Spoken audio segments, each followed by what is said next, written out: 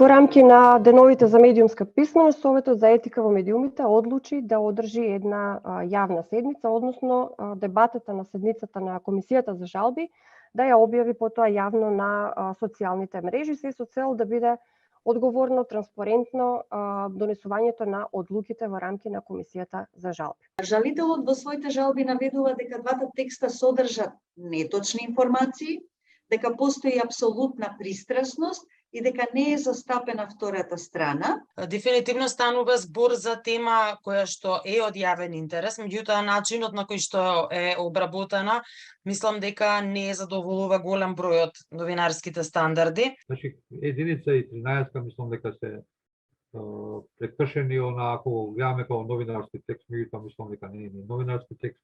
И мислам дека ова не е медиум. На овој начин практично текстот звучи многу тенденциозен, со напад на одредена личност и тука веќе нема апсолутно никакви показатели дека тоа што е кажано во самиот текст е вистина.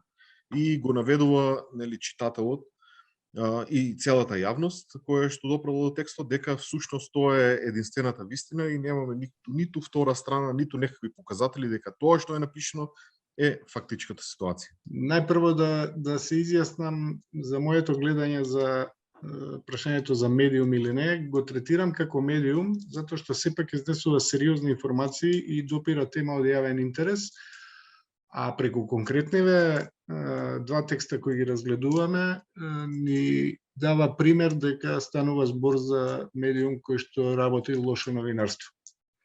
Затоа што и во двата текста недостасуваат повеќе примена на повеќе професионални правила и етички правила во новинарството, и тоа може да се изрази низ конкретни членови од кодексот. И исто така беше и овде констатирано, јас се согласувам дека има повеќе мислења отколку факти. Значи, мислат вака, мислат онака, а фактите не ги гледаме фактите. Во моментов се усвои така наречен Digital Service Act на Европска комисија, а се носи и Media Freedom Act. Транспарентноста како обврска што во моментов важи за печатените медиуми и за аудиовизуелните според законот за медиуми, ќе важи, ќе мораме да ги усогласиме и нашите закони, ќе важи и за онлайн, за оние кои што објавуваат информации онлайн или онлайн информативните медиуми. Ова е една од најсериозните обврски од аспект на публиката и пласирањето на лажни вести и дезинформации. Think critically. Gather the whole story. Media Literacy Days 2022, from the 25th of October to the 1st of November. Learn more at www.mediumskapismenost.mk.